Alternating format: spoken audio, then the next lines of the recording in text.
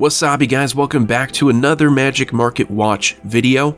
As always, if you appreciate these, please do subscribe to the channel, it means a lot. First, I want to take a moment to talk about the Post Son of Rich Secret Lair series card. Most people got the joke. I have nothing against Post Malone. I'm sure he's a pretty cool dude and has a lot of cool stories about Magic the Gathering and his time playing the game over the years. Whenever I take a shot, it's almost always going to be a shot at Wizards of the Coast. And if it's not them, it's going to be at the secondary market, top sellers, and things like that. What kind of bothered me is that I had a few people say, why are you gatekeeping Post Malone? This isn't even in the zip code of gatekeeping. People don't understand what that term means. Lightly poking fun at a celebrity getting a secret lair because Wizards of the Coast is obsessed with celebrity and selling out to anyone who even pays them the slightest bit of attention, that is in no way gatekeeping. And there were some people even trying to say that the comments, like other people commenting on that post, were also gatekeeping Post Malone by saying, yes, we get it, he plays Magic. As far as the card goes, I think it has really good potential for collectors. Obviously, we don't have any data on it yet, it's not in hands right now, but because it is a celebrity secret lair, I mean, this isn't even so much like The Walking Dead or Stranger Things. This is specifically the celebrity, their name, their likeness, and it's by someone you could realistically find in the same circles. So if you get this signed by Post Malone himself, and you wait down the road, it could be worth a lot of money. And that's something I've never said about secret lairs up to this point, so again, I have nothing against Post Malone. I even like a couple of his songs, and I think we're the same age too, which is pretty cool. So try to understand it from our perspective. No one's making fun of Post Malone, we're making fun of Wizards' obsession with him. Now the first gainer of the week is another controversial card. It's going to be the theme of the video. Earthbind has always been one of those cards that comes up whenever people talk about sexually suggestive card arts. And I guess so, if you have a thing for Tinkerbell. I don't. But this is one of the cards that's not getting a reprint in the 30th anniversary set. So I have to thank Wizards for shielding the whales on this one. I don't think they could handle this card art. Is it worth it to spend $1,000 on 60 cardboard rectangles that aren't even legal in any format? What's also funny is that in the same 30th anniversary set, they brought back the pentagram behind Unholy Strength. It's weird to think how like pearl clutching back in the day used to be, hey, we don't like satanic symbols. But now we're okay with satanic symbols and we don't like even slightly suggestive, sexual themes. No, Nelfeshni, you cannot have your nipples. Those are just way too lewd and not the massive lumps of fat they were attached to. I personally do not like my card art to be sexually suggestive. I like it to be 100% sexual. No innuendo, you know exactly what's going on. So thank you so much, Wizards. 2022's been a blast. Next we have Finhorn Elves going up, and this one is a bit suspicious. I know that a lot of you also don't like me talking about the card optimizer scam every week, but folks, it is happening. And I'm not going to flip that switch. I'm not going to become apathetic towards something that I actually believe is a problem and that I believe is occurring every day. So the fact that I'm talking about this every week, I don't even think that would be good enough. So me not talking about it every single day is my way of sparing you the broken record. So when I do these market watch videos, I have to find out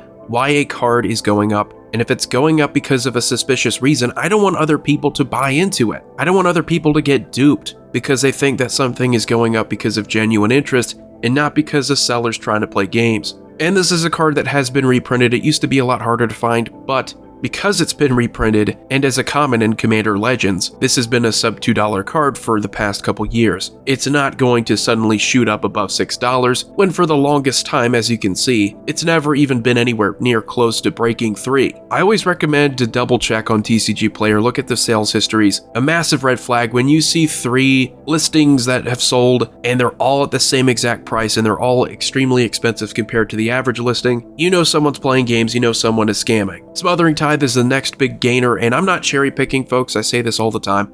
These are the top gainers of the market, meaning that I would have to go down to cards that aren't gaining much at all, maybe 5% gains, to find anything that's genuine. So this printing of Smothering Tide, the original one, is the only one that's going up like this. Huge percentage, it doesn't add up, I would stay away from it. If you're buying this anything above 30 right now, I think you're getting ripped off. Next we have Fires of Yavimaya, another card going up vertically. It's another sub $1 card, it's an uncommon. This specific printing is from Commander 2013. And again, it pays to double check. I don't have to tell you why this is ridiculous. Most people can see with their own eyes. It's direct by TCG Player too, so if it goes through, they're apparently perfectly fine with you overspending by like $1,000. Then we have Herald of Secret Streams. Again, we're not going to spend too much time on these. It's going up significantly. The direct sales are going to be closer to 10. The average one is going to be around 3 to 4. Then we have Shurikai Genesis Engine. Same thing. If you have to ask yourself this, is it a commander card? Is it one that isn't quite that sought after and there's a lot of quantity for it? Then there's a chance that sellers may play games with it.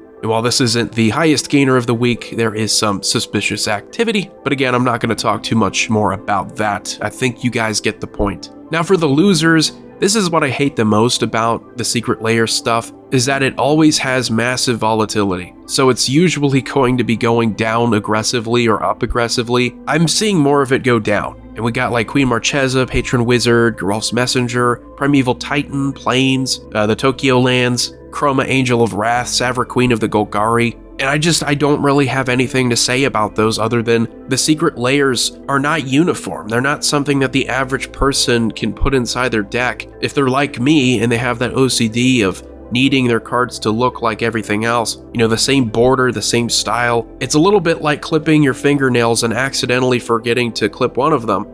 Then you go to work and the whole day you're like, this fingernail is driving me crazy, I wish I clipped it. That's what it's like having any one of these in your deck when it doesn't look like anything else you have. So they're not that desirable. I know Wizards thinks that they're super collectible and that long term they're good value printings. I don't see it. Now, non-secret layer losers for the week, we have Lysa Forgotten Archangel. I like her, but she doesn't do anything that other black and white cards didn't already do pretty well. We have Ravos, the partner commander option. We have the Athreoses. Those are pretty good, and those also allowed you to do something very similar, either bringing creatures back from the graveyard straight to the battlefield or back to your hand. So she was just a good redundancy, not much more than a $2 or $3 card. Then we have Graveyard Trespasser. This is a pretty cool flip creature. It has a ward cost of discarding a card, which is unique because most ward costs are going to be some type of mana cost, and it's also sometimes paying life. So this one's been going up since Dominaria United, and ever since it's been coming down slightly. I have to be honest, I think this is more of a standard impact and a pioneer impact because we know that werewolf decks are going to be Gruul colored, so this one will not fit into almost any of those strategies. Then we have Herald of Sarah. Please, Wizards of the Coast, protect us from this pose. It's sexually suggestive. Not much to really talk about here. We know what happens with the reserve list all the time. It's kind of like the cryptocurrency market. You got like the big ones, you got the Bitcoins and the Ethereum, and when they do well, the rest seem to follow. And things like Mishra's Workshop, Azar Baghdad, you know, those have been going up and down slightly with the economy, but they haven't really shot up, they haven't tanked. They've just kind of stayed the same, which is a step down from the previous couple years where we had the reserve list spikes. It's why you see there's a spike there around 2021, but we're not seeing her go all the way back to like $2 or $3. Then we have Evictus Asmati the Dyer. I really like this chart because it's trending upward,